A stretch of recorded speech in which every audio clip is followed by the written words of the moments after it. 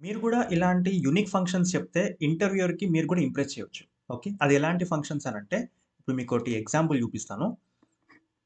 ఇక్కడొచ్చేసరికి ఏంటి అంటే, నేను వాట్ కమ్స్ ఆఫ్టర్ ఫస్ట్ అనే ఒక ఫంక్షన్ యూజ్ చేశాను. ఓకే. సో, దీనివల్ల యూజ్ ఏంటి అనంటే మనం ట్రిమ్ చేసుకోవచ్చు. అంటే ఫర్ సపోజ్ ఇక్కడ ఫస్ట్ చూద్దాం. ఇది ఫంక్షనాలిటీ ఫస్ట్ అర్థం చేసుకుందాం. ఓకే. ఈ యొక్క వాట్ కమ్స్ ఆఫ్టర్ ఫస్ట్ అనే ఫంక్షన్‌లో ఏమేం పారామీటర్స్ యాక్సెప్ట్ చేస్తది అనంటే, ఫస్ట్ వచ్చరికి ఏందంటే string name. Okay. Nothing but we can say parameter అంటే ప్రాపర్టీ. దాని తర్వాత ఒక టోకెన్. ఓకే. ఒక టోకెన్ ఇవ్వాలి. అనంటే ఈ టోకెన్ వల్లనే ఇప్పుడు ఫర్ సపోజ్ ఇక్కడ నేను స్పేస్ ఇచ్చాను. ఓకే. సింగిల్ కోట్స్ అయిపోయిన తర్వాత స్పేస్ ఇచ్చాను. అంటే స్పేస్‌తోని సెపరేట్ చేశాను. ఓకే. సో, ఈ విధంగా మనం వచ్చేసరికి ఏంటంటే పారామీటర్స్ పాస్ చేసిన తర్వాత ఒకసారి దీన్ని టెస్ట్ కొడదాం. ఓకే. సో, ఇప్పుడు ఇక ఏంటి వాట్ కమ్స్ ఆఫ్టర్ ఫస్ట్ అని ఉంది. అంటే ఫస్ట్ తర్వాత అంటే ఇక్కడ మనం ఈపీవై నేమ్‌లో అంటే ఫస్ట్ నేమ్ తీసుకోండి, ఫుల్ నేమ్ తీసుకోనివ్వండి, ఏమన్నా తీసుకోనివ్వండి. ఫుల్ నేమ్ అంటే మనం ఏదైతే ఒక లెటర్ రాసిన తర్వాత అంటే ఎంటర్ చేసిన తర్వాత అంటే స్పేస్ చేసిన తర్వాత ఎన్ని క్యారెక్టర్స్ ఉంటాయో అవన్నీ మనకు రిజల్ట్స్‌లో వస్తాయి. అంటే ఫర్ సపోజ్ ఒకసారి నేను టెస్ట్ కొడతాను. సమిల కోడ్ విత్ రౌఫ్ అని కొట్టాను.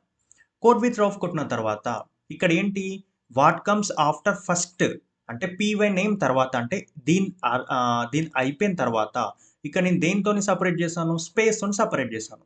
స్పేస్‌తోని సెపరేట్ చేసిన తర్వాత ఇక్కడ నాకేం మిగులుతుంది ఇంకా విత్ రౌఫ్ అని మిగులుతుంది. మిగులుతుంది కాబట్టి ఇక్కడ నాకు విత్ రౌఫ్ అనే రిజల్ట్ చూపిస్తుంది. ఓకే. ఇదొక ఫంక్షనాలిటీ. ఇప్పుడు ఇంకొక ఫంక్షనాలిటీ వచ్చరికి ఏంటి అనంటే లాస్ట్. ఓకే. రైట్. ఇప్పుడిక్కడ ఏంటి ఎన్ని డెలిమిటర్స్ ఉన్నాయి? 2 డెలిమిటర్స్ ఉన్నాయి. మొత్తం 3 ఉన్నాయి ఇన్‌ఫాక్ట్. కోడ్ విత్ రౌఫ్ అనే ఒక 3 ఉన్నాయి. ఓకే. ఎన్ని స్పేసెస్ ఉన్నాయి? 2. ఓకే. సెపరేటర్స్ 2 డెలిమిటర్స్ ఉన్నాయి కదా! అంటే ఇప్పుడిక్కడ వాట్ కమ్స్ ఆఫ్టర్ లాస్ట్ అని ఉంది. అంటే ఇప్పుడిక్కడ ఏమేమున్నాయి? ఇప్పుడు ఇది ఏదైతే ఉన్నాయో అనంటే ఇది రౌఫ్ అనేది లాస్ట్ వస్తుందన్నమాట. ఎందుకొస్తుంది అనంటే వాట్ కమ్స్ ఆఫ్టర్ లాస్ట్ అని ఉంది కదా! అంటే ఈ పీవై నేమ్, స్పేస్ అంతా అయిపోయిన తర్వాత నాకు లాస్ట్‌ది రిట్రీవ్ చేస్తుంది. ఓకేనా? సో, ఇదొక సెకండ్ ఫంక్షనాలిటీ. ఇంకొకటి కూడా ఉంటాయి. ఇప్పుడు ఫర్ సపోజ్ ఆఫ్టర్ ఉంది కదా! దీన్ని ఇప్పుడు మనం ఏం చేద్దామనంటే బిఫోర్ రాద్దాం. ఇప్పుడు దీని ఫంక్షనాలిటీ కూడా చూద్దాం. ఇప్పుడు ఇక్కడ చూడండి. ఇప్పుడు నేను బిఫోర్ రాసాను. ఓకే. ఈ బిఫోర్ రాసిన తర్వాత ఇప్పుడు ఇక్కడ ఏమొస్తుంది? వాట్ కమ్స్ బిఫోర్ లాస్ట్ అని ఉంది. ఓకే. అంటే ఇక్కడ ఎన్ని డెలిమిటర్స్ ఉన్నాయి? దాన్ని బట్టి ఈ స్ట్రింగ్స్ ఆటోమేటికల్ తీసుకొనొస్తుంది. అంటే ట్రిమ్ చేస్తుంది. ఇప్పుడు నాకు కోడ్ విత్ మాత్రమే ఉంది. ఓకేనా? రౌఫ్ అనేది లేదు. ఎందుకనంటే ఇక్కడ ఏం రాసాము మనం? వాట్ కమ్స్ బిఫోర్ లాస్ట్ అని ఉంది. అంటే ఈ బిఫోర్ లాస్ట్ ఇదే కదా బిఫోరు. ఇది లాస్ట్. దీనికన్నా బిఫోర్ ఏమున్నాయి? ఎన్ని డెలిమిటర్స్ ఉన్నాయి? ఇదిగో ఇది ఉంది కాబట్టి ఇది రిట్రీవ్ చేస్తుంది. ఓకే. సో, ఇదొక థర్డ్ వన్. ఇంకొకటొచ్చేసరికి ఏంటి అనంటే ఫస్ట్. ఓకే. సో, ఈ విధంగా ఒకటి జేసుకుందాం. ఇప్పుడు ఇక్కడేంటి వాట్ కమ్స్ బిఫోర్ ఫస్ట్ అని ఉన్నది. ఓకే. బిఫోర్ ఫస్ట్ అంటే ఏంటి? What comes before first. ఇది బిఫోర్ ఫస్ట్.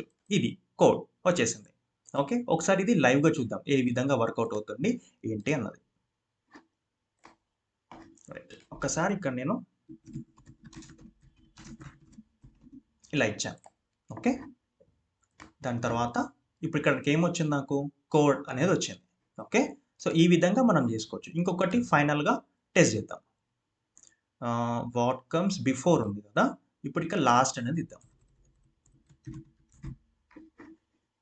సబ్మిట్ చేసేసి ఒకసారి మళ్ళీ ఒకసారి కేస్ రన్ చేద్దాం.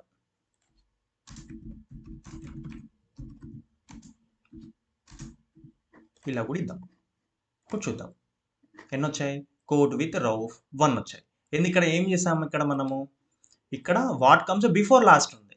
ఓకేనా? సో, బిఫోర్ లాస్ట్ కన్నా ఏదైతే ఉంటే డెలిమిటర్స్ అవన్నీ వస్తాయన్నమాట. ఓకేనా? సో, ఇది.